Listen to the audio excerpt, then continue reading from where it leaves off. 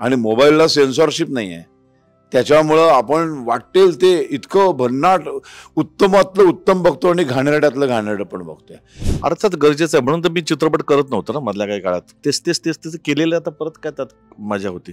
हाच का आपला भारत? इतका सुंदर असतो का आपला भारत, जो आपण प्रत्येक वेळा आवर इंडिया म्हणतो? नाहीये, आपला देश अत्यंत सुंदर आहे. इंडस्ट्रीमध्ये मित्र होणं हे फार अवघड गोष्ट आहे. ते सगळे समोरासमोर खोटं खोटं बोलणारी लोक आहेत.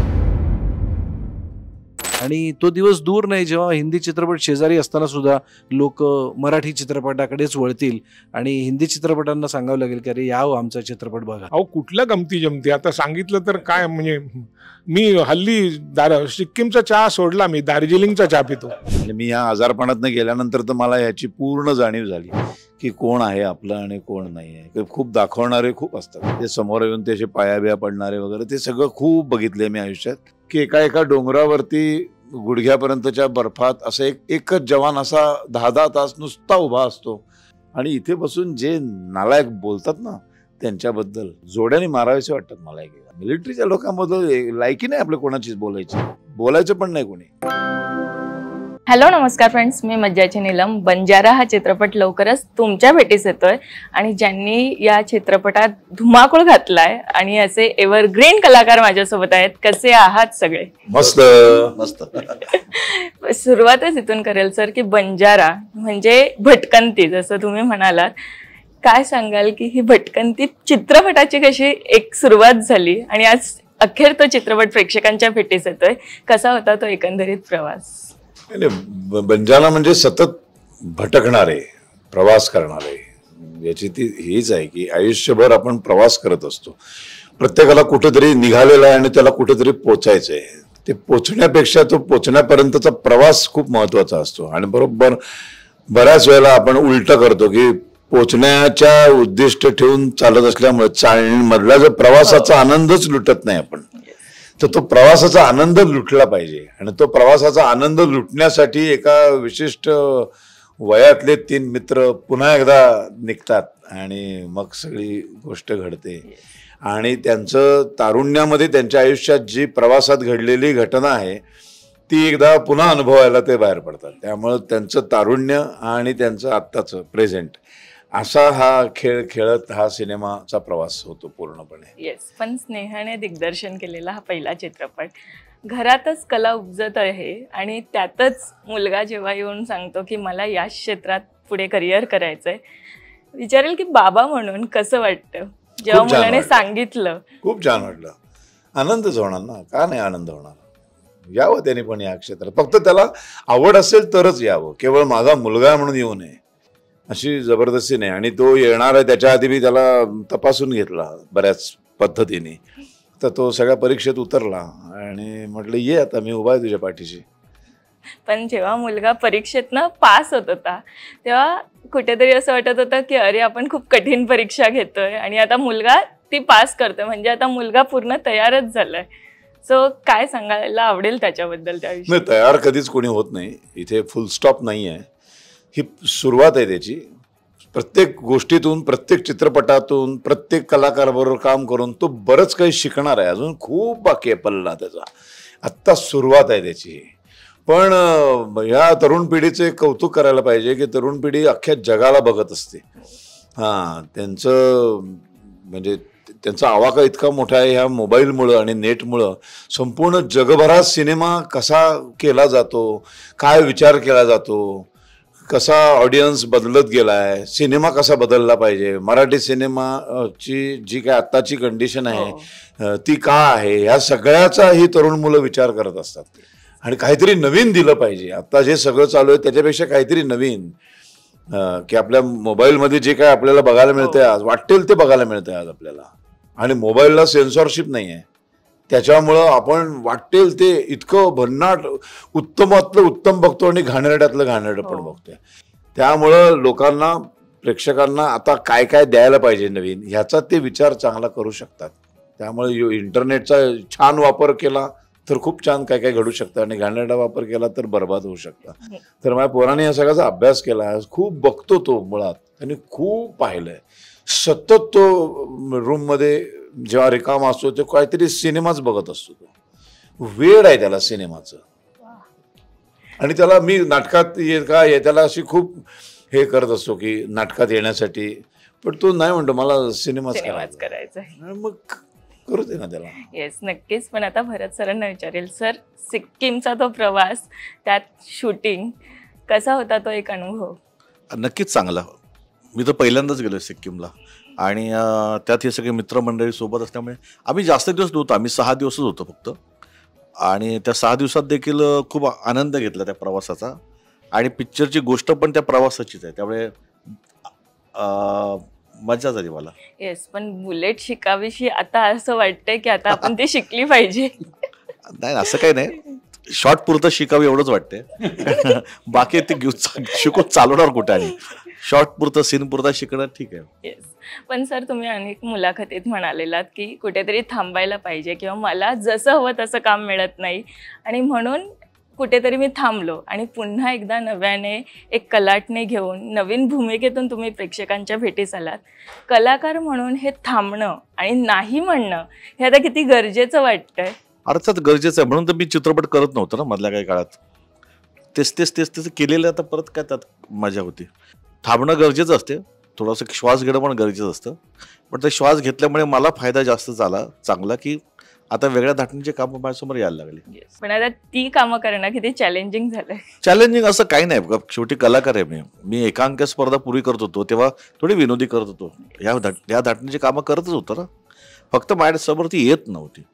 आता त्या अनुषंगाने यायला लागल्यात. म्हणजे अस्तित्वासारखं नाटक आल्यामुळे का होईना बाकीची म्हणजे नजरिया बदलला लोकांचा माझ्याकडे पाहण्यास, की अरे हा हे पण करू शकतो, हा असंही करू शकतो. त्याच्या आधी पण मी काही चांगले चित्रपट केले होते की शिक्षणाच्या आईचा गो सारखा चित्रपट होता, वन रूम किचन, झिंग सारखा चित्रपट केला होता, पण तो जास्त पोचला नसावा कदाचित. पण अस्तित्वासारखं नाटक केल्यामुळे आता थांबायचं नाही सारखा रोल आला. आणि आता थांबायचं नाही पाहून आता बरेच लोक मला फोन करतात की अरे तुला ह्याच्यात कधी पाहिलंच नव्हतं.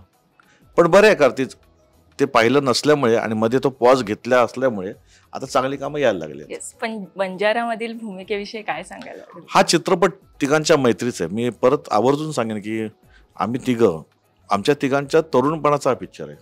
त्यांच्या तरुणपणी एक घटना घडते आणि त्यासाठी ते जातात आणि मग तिथे काय काय घडतं ती गोष्ट सांगणारा चित्रपट आहे. या चित्रपटात आम्ही किमान 20% असो, पण 80% आमचं काम करणारे जे तरुण मुलं आहेत ते काम करतात. उलट मला जास्त कौतुक त्यांचं सांगावं असं वाटेल की त्यांनी छान काम केले. तिघांचे रोल छान वटवलेत त्याने. म्हणजे शरदचा रोल शरदच्या मुलानेच केला आहे स्नेहाने, माझा सक्षम कुलकर्णी त्याने केला आहे, सुनीलचा रोल तर आदित्य धनराज म्हणून त्याने केला आहे, आणि तो आदित्यचा तर पहिला चित्रपट आहे, स्नेहचा अर्थात पहिलाच आहे. सक्षमने माझ्यासोबत शिक्षणाच्या आईचा मध्ये काम देखील केलं आहे. पण ते चित्रपट पाहताना आम्ही तिघं आहोत असं वाटतं आम्हाला. मध्ये मध्ये आम्ही दिसतो येतो, पण गोष्ट त्या तिघांची आहे. मैत्रीची जरी गोष्ट असली तर तिघांच्या कामाबद्दल कौतुक करणं आमच्या सगळ्यांचं काम आहे, ते कर्तव्य. त्यांनी जरा हल्ले असते त्यांच्या रोल तर आमचे पण रोल हल्ले असते. त्यामुळे तिघांनी खूप उत्तमरित्या हा चित्रपट पुढे नेलाय. आणि अर्थात त्याला साजेसं किंवा त्याही पलीकडे जाऊन एकदम उत्तम म्युझिक संगीत या चित्रपटाला लाभलंय अवधूत दादाचं. आणि गुरु ठाकूरने गाणी लिहिली आहेत. गायकी मंडळी खूप मोठमोठी लोक आहेत, त्यामुळे चित्रपट बनलाय चांगला. येस, नक्कीच. मोने सरांना विचारेल, सर अशी एक वेगळी भूमिका ओळखता येत नाही ते रूप पाहिल्यावर आम्हाला, त्या भूमिकेचा आणि सिक्कीमचा तो प्रवास काय सांगायला आवडेल त्याविषयी? अशी माझी रूप आहेत की बरेच वेळा लोक ओळखत नाहीत मला. तसं थोडं कमी काम करतो मी, किंवा कमी लोक विचारतात मला हल्ली. परंतु या चित्रपटासाठी हे नाव जे आहे ना बंजारा, बंजारा म्हणजे नुसतं प्रवासी नव्हे. कारण आपल्याकडे पत्र पोचवणारे खूप प्रवास करतात, त्यातून काय होत नाही. असं म्हणतात की निसर्ग खूप बघितला की माणूस कवी होतो. तर आमच्या ओळखीचे एक रेल्वे गार्ड होते मालगाडीचे, त्यांनी हजारो एकर निसर्ग बघितलं पण कधी एक अक्षर लिहिलं नाही. ते तुम्हाला रक्तात मुळात असावं लागतं. तसा खरा बंजारा म्हणजे कोण, जो कशाच्या तरी शोधासाठी प्रवास करत असतो. नुसतं इकडनं यवतमाळला गेला, यवतमाळ बांधायला गेला, बांधावरनं चांदायला गेला, त्याला प्रवासी म्हणत नाही. तर तो जो प्रवास आहे तो कशाचा आहे आणि त्या प्रवासाला निघालेले हे 3 तरुण कोण आहेत आणि त्यांच्या जो ध्येय आहे, त्यांचा जो ध्यास आहे तसा, त्या प्रवासासाठी ते का निघतात, त्यातून त्यांना काय मिळतं, कशाचं ज्ञान होतं, हे थोडक्यात सांगणारं गोष्ट म्हणजे बंजारा सिनेमाची कथा आहे. मी अगदी छोटीशी भूमिका केली तेव्हा जे काही वाचलं होतं तेवढंच. आणि इतक्या उंचावरती जाऊन, आता ठीक आहे ना, समजा एखाद्या वस्तूचा शोध आहे, तर एखाद्या वस्तूचा शोध पुढच्या गल्लीत पण लागू शकतो ना, किंवा इथे अरे मिळालं की असं होऊ शकतो ना. पण एवढा प्रवास करण्याचं कारण काय, का तो ध्यास आहे, काय त्याचं ध्येय आहे, आणि ते कशा पद्धतीने साध्य केलं जातं, आणि ते करताना किती कष्ट पडू शकतात, किती धोके संभावू शकतात, त्या धोक्यातून प्रत्येक वेळेला मार्ग काढण्यासाठी आपली बुद्धी कशी तल्लख ठेवावी लागते, आपल्या बुद्धीला सतत एक कस लावून घ्यावा लागतो. या सगळ्यासाठी कथा, पटकथा, संवाद हे कामाला येतात. त्यातून एखाद्या चांगल्या चित्रपटाची, एखाद्या कथेची, एका निर्मितीची सुधारणा सुरुवात होते आणि त्याचा शेवट होतो. हा चित्रपट डोळ्यांना सुखावं असं नुसतं नाही आहे, तुम्हाला मनाला सुखावं आहे आणि डोळ्यांना विचार करायला लावायला आहे की काय बघतोय आपण नेमकं, हाच का आपला भारत, इतका सुंदर असतो का आपला भारत, जो आपण प्रत्येक वेळा आवर इंडिया म्हणतो. नाहीये, आपला देश अत्यंत सुंदर आहे, अतिशय सुंदर आहे. तुम्ही जर युरोपमध्ये गेलात तर तिथल्या एखाद्या छोट्या गावाच्या तोंडात मारेल असं गाव तुम्हाला कोकणात कुठेतरी छोट्या एका ठिकाणी बघायला मिळते, गल्ली बघायला मिळते. तर काय तुम्हाला दाखवतो, एक उत्तम निसर्ग दाखवतो, एक ध्यास, ध्येय, त्याच्यासाठी केलेली झटापट, या सगळ्याचा प्रवास तो दाखवतो. त्या 3 मित्रांचे नातेसंबंध आहेत. आजकाल हे नातेसंबंध कसे घट्ट ठेवले तर आपण एकत्र येऊन काय करू शकतो याचं एक उपबोध हा चित्रपट आपल्याला देतो. आणि त्याबरोबर निर्मिती मूल्य उत्तम असली की काय त्याचं रूपांतर कशात होतं हे तुम्हाला तुमच्या संगीतातून आणि गीतांच्या शब्दातनं कळतं, अभिनयातनं कळतं.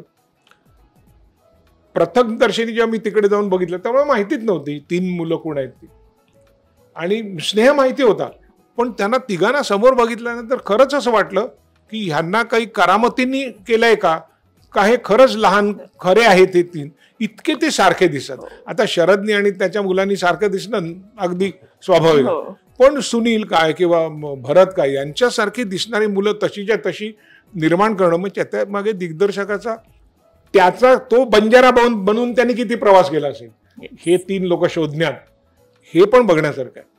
पण सर, सिक्कीमच्या प्रवासातील गमती जमती काय सांगायला आवडेल? अहो, कुठल्या गमती जमती आता सांगितलं तर काय, म्हणजे मी हल्ली सिक्कीमचा चहा सोडला, मी दार्जिलिंगचा चहा पितो, कारण मग थंडी आठवते. आता सुद्धा मी घरी जाईन तेव्हा गपचूप एक शाल घेऊन बसेन 15 मिनिटं, एवढी ती थंडी अजून मला जाणवते. केवढी ती थंडी, काय ती थंडी, अरे बापरे बापरे. म्हणजे आपण म्हणतो ना राक्षस आणि दानव, राक्षस म्हणजे आपली मुंबई पुण्याची थंडी, तो दानव होता, दानव, चौअंगाने हल्ला करणारा, गिळून टाकणारा. आणि त्याच्यामध्ये मी जाताना जे पाहिलं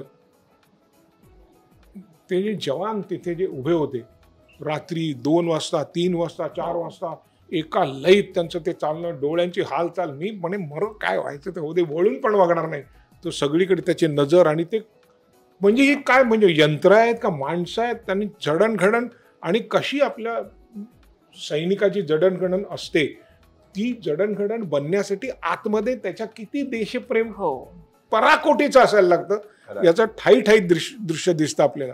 आपला वॉचमन जरा पाठवली की बिल्डिंगचा डुलक्या काढतो, माहिती आहे ना. आणि ते जागरूक, आणि हे सगळं आपला वॉचमन काय मुंबईपासून 200 फुटावर, फार तर 100-150, अगदी मालबारीला राहत असेल तर 300 फुटावर, बाकी सगळे समुद्र सपाटीला झोपा काढतात. आणि हे 10,000 फूट 12,000 फूट, म्हणजे कमाल वाटतं. म्हणजे ते जरी बघितलं तरी बोलतं की, म्हणजे मला जर विचाराल तर पैसा वसूल झाला माझा 2 दिवसात बस. पण सुनील सर, काय सांगाल की वातावरण तिकडचं, म्हणजे अक्षरशः ऑक्सिजनची कमतरता, अशा वातावरणात जेव्हा शूट करत होता तो अनुभव काय होता? तो अनुभव खूप वेगळा होता. एरवी सिनेमाचं शूटिंग करतो, मालिकांचं शूटिंग करतो तेव्हाचा अनुभव आणि तिथे सिक्कीममध्ये शूटिंग करण्याचा अनुभव हा खरंच खूपच त्याच्यात तफावत आहे. म्हणजे त्याच्यात साम्य काहीच नाही असं मी म्हणेन. मुळात काय, आपण इकडे जेव्हा मुंबई, पुणे, कोल्हापूर, महाराष्ट्रात किंवा भारतात कुठेही एरवी शूटिंग करतो, साऊथमध्ये करतो, तेव्हा इतकी एक्स्ट्रीम कंडिशन्स नसतात. पण आम्ही सिक्कीम ज्या ठिकाणी जिकडे जाऊन शूटिंग केलं तिकडे म्हणजे सिनेमा हा फक्त मोबाईलमध्ये पाहिला जातो, तिकडे सिनेमागृह पण नाही आहेत. त्यामुळे इन्फ्रास्ट्रक्चर त्याच्या बाबतीतलं असणं, एखादा लाईट गेला तर रिपेअर करण्यासाठी माणूस मिळणं हे सुद्धा शक्य नाही. ट्रॉलीज, क्रेन्स, बीन्स ह्या तर गोष्टी त्यांना माहितीच नाहीत. त्यामुळे हे सगळं तिकडे वाहून नेणं आणि तिकडे त्या परिस्थितीमध्ये जाऊन शूटिंग करणं हे खूपच कठीण होतं. आणि ते रेकी केल्यानंतर सुद्धा स्नेहाला करायचं होतं, याच्यातच त्याचा कॉन्फिडन्स एकतर दिसतो. आणि त्यांनी बरोबर प्लॅनिंग केलं होतं की आपल्याला जर का 0 डिग्री सी लेवलपासून जर का सुरू करायचं आहे तर कुठले सीन्स कुठे होणार आहेत, कुठल्या क्लायमॅक्सला कुठे पोचायचं आहे 14,800 फुटावरती आणि तिथपर्यंत ते कसे जाणार आहेत, या सगळ्याचं प्लॅनिंग त्यांनी केलेलं होतं. आणि स्नेहविषयी मला खरं तर सांगायला आवडेल की जेव्हा शरदनी फोन करून सांगितलं की तुला माझा मुलगा स्नेहला फिल्म करायची आहे, तेव्हा अर्थातच अरे आनंद झाला की त्याचा मुलगा, कारण आमच्या दोघांचे, माझं आणि भरतचे, आमच्या दोघांची मुलं काही या क्षेत्रात आली नाही, पण स्नेह आला या क्षेत्रात, तर अर्थातच त्याच्यासाठी आनंद वाटला.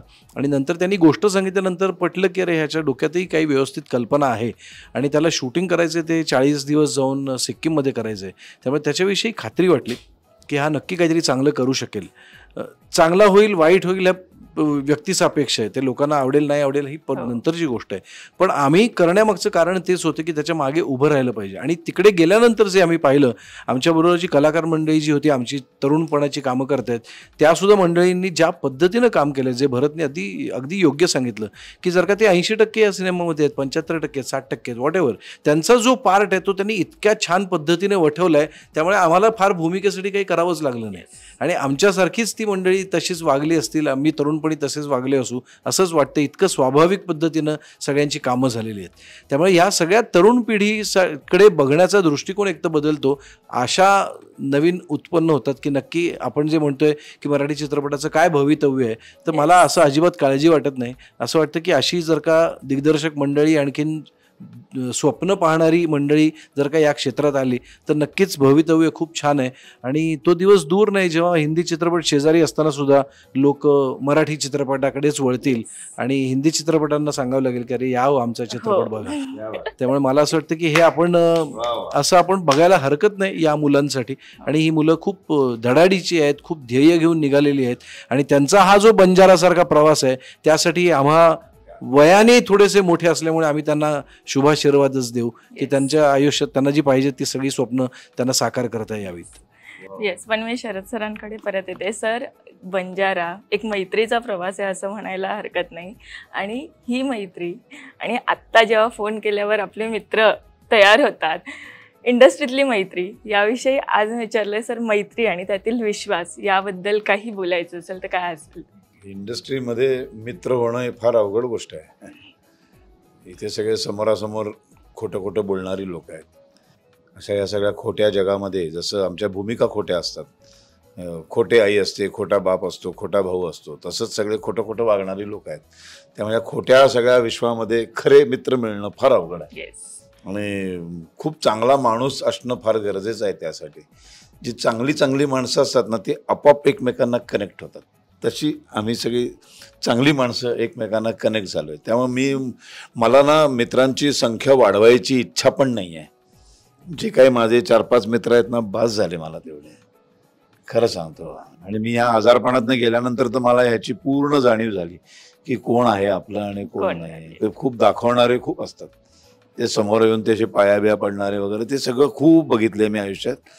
तर असलं काही नको आहे आपल्याला. त्यामुळे ही जी माझी सगळी चांगली मित्र, मुळात नाही, सगळी चांगली माणसं आहेत, ही खूप प्रेमाने काम करणारी लोक आहेत. हे यांचं सगळ्यात पहिलं प्रेम माझ्यावर नाही आहे, यांचं पहिलं कलेवर प्रेम आहे आणि मग एकमेकांवरती आमचं प्रेम आहे. त्यामुळं अशी चांगली माणसं या सिनेमाशी जोडली गेली आहे. माझं निर्माता म्हणून खूप नशीब आहे चांगलं. आणि स्नेहचं नशीब की त्याला पहिल्या चित्रपटामध्ये अशी चांगली माणसं मिळाली. ते एखादा असं एक काहीतरी भंगार मिळायला हवा होता असंही वाटतं कधी, तर तो अनुभव पण आला पाहिजे, तो कदाचित पुढच्या चित्रपटात मिळेल. पण सर, या चित्रपटात जवान सैनिकांना आपण आभार मानलेत. त्यांनी हा चित्रपट घडवण्यात खूप मदत केली असं तुम्ही म्हणताय. तर काय प्रसंग आलेत आणि ते पाठीशी उभे राहिलेत आणि आजही ते आपल्या पाठीशी उभे आहेत आणि म्हणून आपण इथे जगतोय असं म्हणायलाही हरकत नाही. तर काय सांगावं असं वाटेल? नाही, आम्ही 10,000 नंतर त्यांच्या हद्दीत प्रवेश केला आणि मग तिथून पुढचे सगळे दिवस आम्ही मिलिटरीच्या हद्दीत जाऊन शूटिंग करत होतो. पूर्ण सहकार्य, म्हणजे इतकं प्रेमाने ते आमचं शूटिंग बघायला येत होते, उभे राहत होते, कसलाच त्रास नाही. कोणी आजारी पडलं, कोणाला ऑक्सिजन लागला, कोणाला काय झालं, लगेच ते त्यांच्या हॉस्पिटल, कारण दुसरी हॉस्पिटलच नाही तिथे, त्या मिलिटरीच्या हॉस्पिटलमध्ये घेऊन जायचे, त्यांना औषध द्यायचे, त्यांना ट्रीटमेंट द्यायचे. इतकं त्यांनी आपलं समजून त्यांनी सगळ्यांनी मदत केली. कमाल आहे. म्हणजे कसे विचार ते तिथे सगळी फॅमिली सोडून, किती भयान आहे सगळं, की एका डोंगरावरती गुडघ्यापर्यंतच्या बर्फात असं एकच जवान असा 10-10 तास नुसता उभा असतो. मोबाईल नाही, काही नाही. आपण आता 10 मिनिटं पण दोघं एकत्र बसलो तरी एकमेकांशी बोलत नाही, मोबाईलमध्ये रील बसतो. कसे उभे राहत असतील ते. कमाल आहे, कमाल. कुठल्या मातीची माणसं बनली ती. मगाशी संजय म्हणाला, पराकोटीची देशभक्ती असल्याशिवाय माणूस मिलिटरीमध्ये जाऊ शकत नाही. ते कामच नाही कोणाचं, ऐऱ्यागऱ्याचं काम नाही ते. आणि इथे बसून जे नालायक बोलतात ना त्यांच्याबद्दल, जोड्याने मारायचे वाटतात मला एकेकाला. खरंच आहे. मिलिटरीच्या लोकांबद्दल लायकी नाही आपल्या कोणाचीच बोलायची, बोलायचं पण नाही कोणी. ग्रेट. ते आहेत म्हणून सिनेमा आहे, ते आहेत म्हणून आपण आहे, ते आहेत म्हणून मॉल आहेत, आपण एन्जॉय करतोय, हे सगळं छान कपडे घालतोय, फिरतोय, हे सगळं त्यांच्यामुळे आहे. ते देव आहेत आपले. खरंच. आणि ते आहेत म्हणूनच आपण आहोत. आज बघ ना, युद्धजन्य परिस्थिती असून आपण सिनेमाचं प्रमोशन करू शकतो. थांबवलं नाही आपण. कुणाच्या जीवावर आपण सिनेमा प्रदर्शित करतोय. त्या दिवशी छान कपडे घालून आपण पिक्चर बघायला येणार आहोत. कुणाच्या जीवावर येणार आहोत? त्यांच्यात. ते विसरायचं नाही कधी, कधीच विसरायचं नाही. म्हणून आमच्या सिनेमाची पहिली प्लेट येते ना, इंडियन आर्मीला सॅल्यूट केलाय आम्ही पहिला. त्यांचे विशेष आभार. आणि मग सिनेमा सुरू होतो. येस, खूप छान. पण याच मैत्रीचा प्रवास आम्हाला बंजारामध्ये पाहायला मिळेल. सो प्रेक्षकांना आता काय सांगाल जाता जाता? 16 मेला सिनेमा येतोय बंजारा, अवश्य बघा. 16 मे अवश्य बघा. जरूर या. आणि बंजारा याचा खरा अर्थ काय तो तुम्ही स्वतःसाठी शोधून काढा, की कुठला शोध मला घ्यायचा आहे, कुठलं ध्येय मला गाठायचं आहे आणि त्यात काय काय होऊ शकतं. 16 मे बंजारा. 16 मे बंजारा. हो, आता मी तेच बोलते, 16 May Banjara. So thank you so much. Thank you. Marathi मनोरंजन सृष्टीमधील मालिका, चित्रपट, नाटक तसेच कलाकारांबद्दलच्या नवीन अपडेट्स जाणून घेण्यासाठी नक्की सबस्क्राईब करा इट्स मज्जा मराठी या आपल्या नवीन यूट्यूब चॅनलला.